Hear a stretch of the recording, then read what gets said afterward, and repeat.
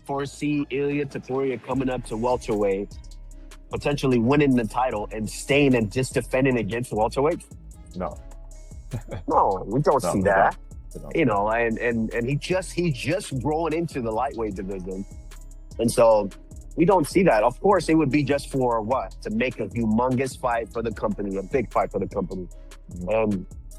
Yeah, but the thing is just for that. It's for the entertainment purpose of that fight happening.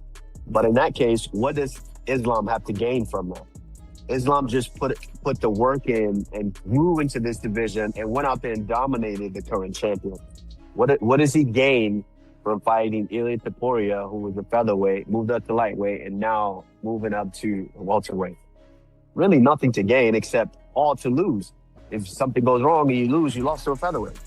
Listen, this is where it gets absolutely brutal, because the first man to see it wasn't a doctor, it was a killer.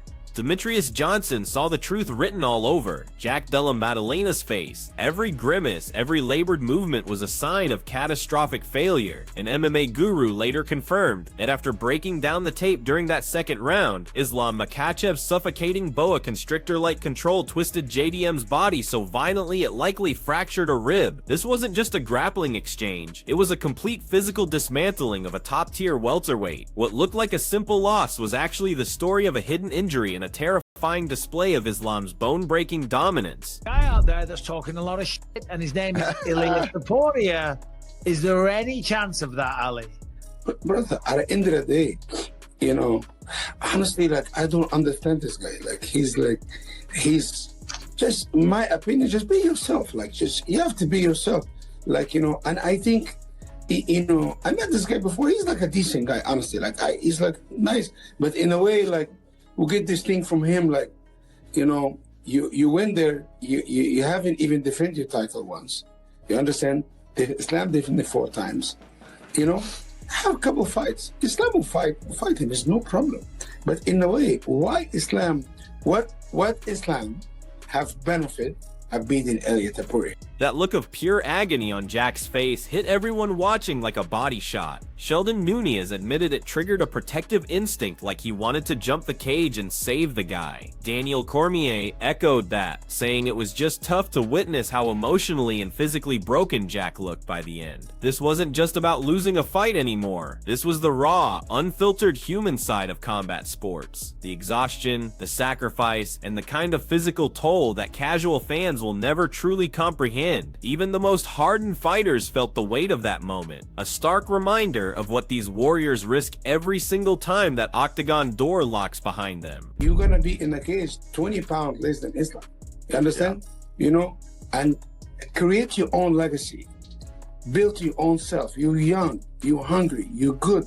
You know, make your money, run your contract out and get a new contract.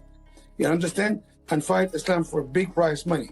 Let Islam do his thing, you do your thing, and after that you guys fight. But in a way, I feel he's taking a page out of Connor's book.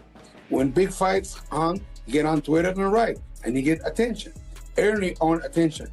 Live your own legacy. Don't live legacy of other people. But despite the painful optics, Islam Makhachev's performance left the entire fight world absolutely speechless. Arman Tajrukian, one of his biggest rivals, admitted he never saw it being that one-sided. He expected Jack to at least defend a few takedowns, to scramble back to his feet. Instead, Islam shut him down from the opening second to the final horn. It was a masterclass in total control, pure suffocating dominance. His welterweight debut wasn't just a success, it was a history-making statement. With that win, Islam joined an elite club as only the 11th fighter in UFC history to hold belts in 2 divisions. Henry Cejudo broke it down perfectly. Islam masterfully mixed leg kicks with takedowns, round after round, systematically draining Jack's will and breaking his body. It wasn't wild aggression, it was a calculated surgical dismantling. That is no secret. I love Islam. And I'm close with all those guys over there, Khabib and Zuba and Usman and Umar. I like those guys, I really do. And also with Rizvan and Ali working with the mix, there's no animosity here. There's no bad blood, just competition. We do this for free in the gym every day. Now, for us to go out there and just entertain the masses, I love it. I think it would be great. Now, on fight week and fight night, we're staring at each other, knowing that we are going to have to punch each other. I think that feeling might change momentarily, but if I do hurt him and he's down and there's a follow-up shot to potentially put him away, that's the difference is I won't take that shot. And here's what the casual fans missed, a tiny detail that had massive consequences. Analyst Subo pointed out a critical tactical error Jack made repeatedly. He would try to explode to his feet right at the end of the round instead of just surviving until the bell. It seems small, but against a monster like Islam, that move cost him precious seconds of recovery. Subo laid it out. If you're on your back, stay there. Take the breath. Let the round end. You need every single moment of rest you can get. Those few seconds could have been the difference, but Jack's small timing mistakes just compounded the exhaustion until his gas tank was completely empty. I was kind of honestly shocked. Kamaru kind of want to fight with him because we all friends and brothers and stuff like that. But Kamaru looking at this, it's a competition. You know, I love you. I'm proud of you. But I just want to compete with you. And listen, at the end of the day, they're grown men. If this is what they choose to do, I'm just there to help and support and just try to make it happen. If this is what they want, if they don't want, it's okay with me too. Now Islam's move to welterweight wasn't just some random power play. His manager, Ali Abdelaziz, revealed this was the long-term plan all along. But one thing stood in the way, his unshakable loyalty to Kamaru Usman. Islam flat out refused to challenge Usman. While he held the belt, it was a decision made out of pure respect for their bond, a move that proves deep loyalty still exists at the highest level of this brutal sport. This was never about just chasing another belt or a bigger paycheck. It was about honoring a promise made to a brother in arms. Ilia Topuria is going to come out and say that because he wants that fight. Could you imagine if Ilia Topuria was afforded the ability to go up and become a 3-weight division champion? Again, I say it all the time. No one's ever done that. And I don't think that's what's going to happen here just yet. I think Ilia's going to defend. We don't know who it's going to be. Could be Arman Tsarukyan because he's fighting next week in Qatar. It could be Paddy. It could be Justin Gaethje. But he's got to fight one of those. And he's probably going to defend a couple more times as well before he even thinks about going. Ali then dropped another bomb.